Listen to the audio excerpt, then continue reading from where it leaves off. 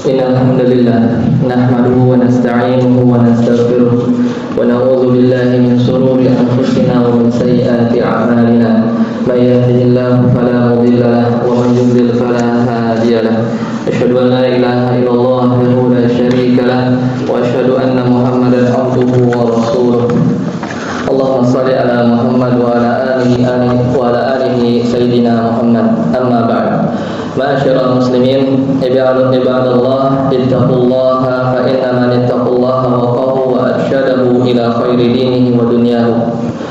Kaum muslimin sidang Jumat yang berbahagia, pertama-tama marilah kita bersyukur kepada Allah Azza wa Jalla yang telah memberikan kepada kita nikmat yang begitu banyak, di antaranya nikmat keimanan, nikmat Islam, dan serta nikmat sehat sehingga kita bisa melaksanakan salah satu kewajiban yang Allah telah tetapkan bagi kaum laki-laki, yaitu salat Jumat berjamaah.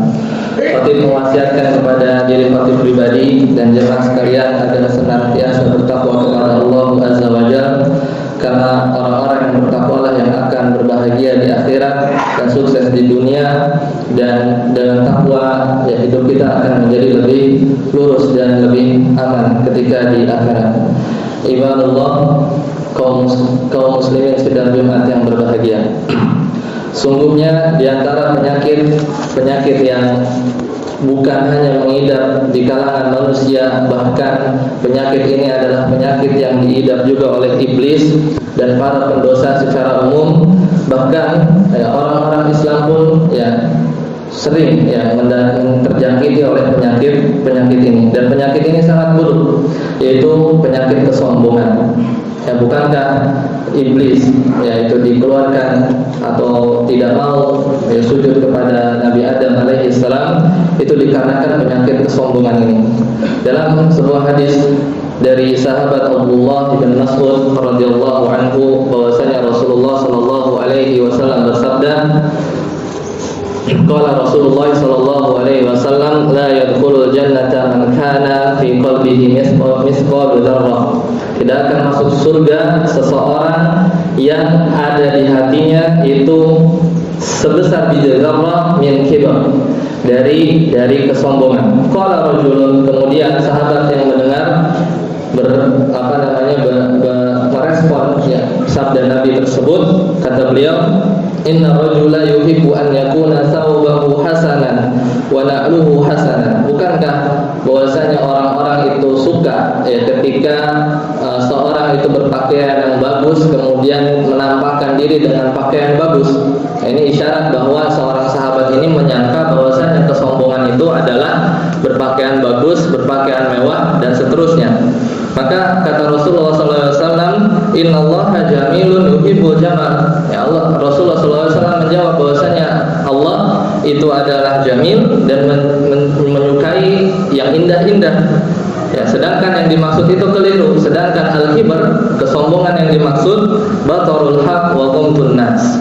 Jadi kesombongan itu bukan letaknya dalam berpakaian yang bagus-bagus kemudian dia ingin menampakkan, tapi kesombongan secara hakiki atau terminologi dalam Islam adalah batarul haq wa ghamtun nas. Yaitu dikatakan seorang sombong ketika dia menolak kebenaran atau merendahkan manusia.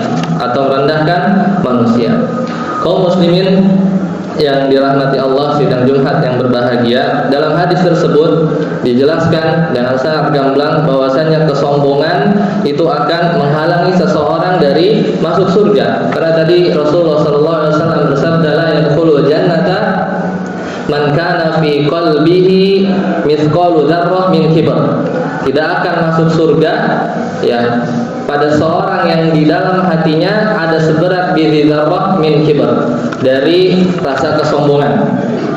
Walaupun hanya seberat biji dzarrah. Sekarang pertanyaannya, bagaimana dzarrah? Apa itu dzarrah dan seberat apa itu dzarrah? Maka banyak tafsiran para ulama. Di antaranya ada yang menerjemahkan atau menafsirkan dzarrah itu adalah partikel debu atau sekecil biji atom. Yang paling masyhur adalah tafsiran ketika tangan kita ditepukan ke tanah, kemudian kita bersihkan tangan kita, lalu ada debu yang berterbangan, itulah dzarrah. Maka berapa berat dzarrah itu? Mungkin perlu timbangan khusus ya tidak terdeteksi dengan timbangan biasa.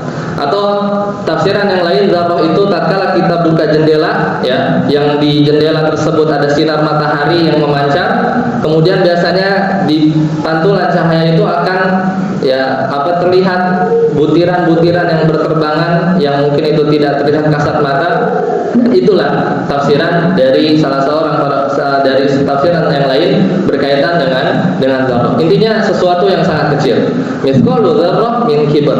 Ya, kalau itu ada di dalam hati manusia dari kesombongan yang beratnya mungkin tidak terdeteksi dengan timbangan biasa, harus perlu timbangan khusus, ya maka itu bisa menjadikan seorang ya tidak bisa masuk ke dalam surga.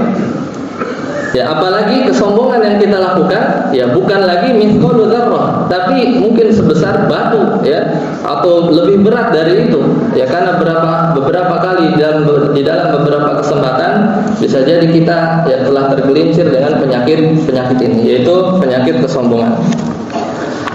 Ya, maka definisi al-kibr adalah batarul haq wa ghamtun nas, yaitu menolak kebenaran dan merendahkan orang lain.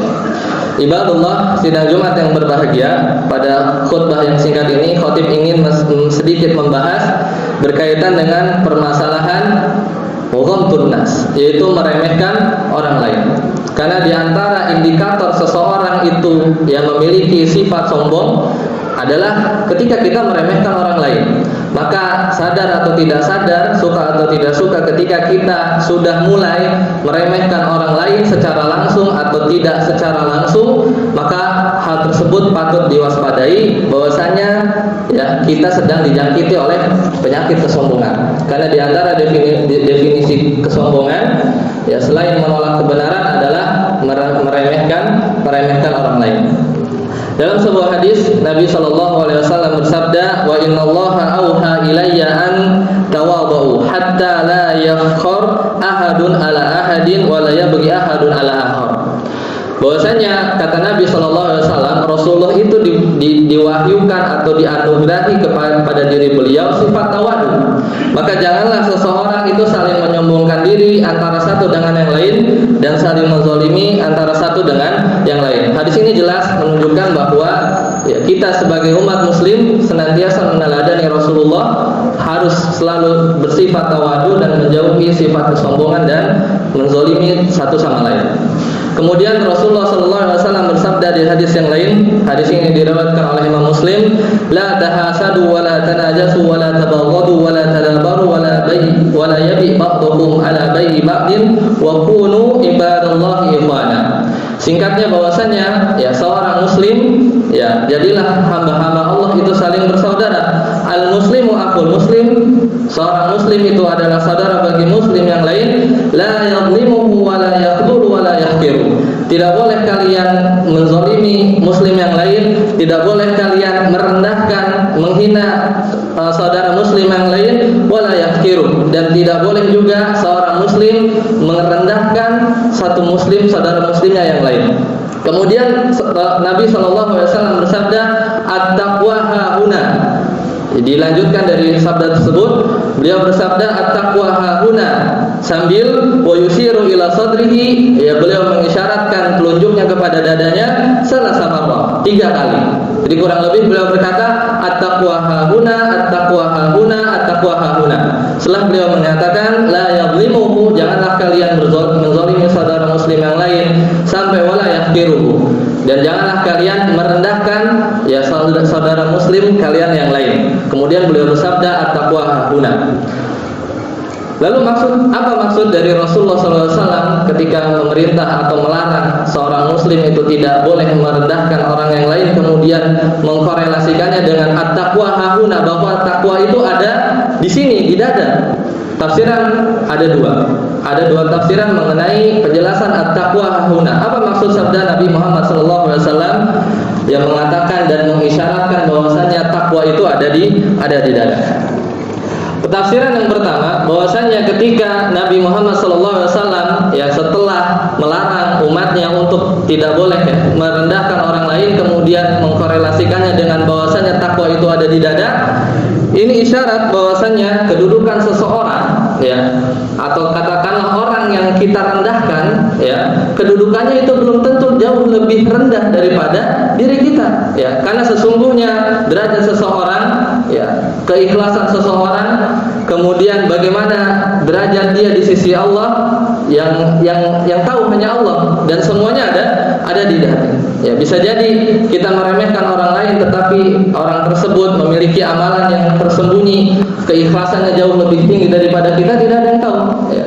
Sesungguhnya, ya, ketakwaan seorang itu merupakan satu hal yang hanya Allah dan manusia atau dirinya yang tahu. Maka isyarat Rasulullah at-taqwa hahuna, maksudnya ya bahwasanya ya kita tidak pernah tahu ya berapa derajat atau bagaimana kondisi sesungguhnya orang yang kita rendahkan atau orang yang kita zolimi dan seterusnya.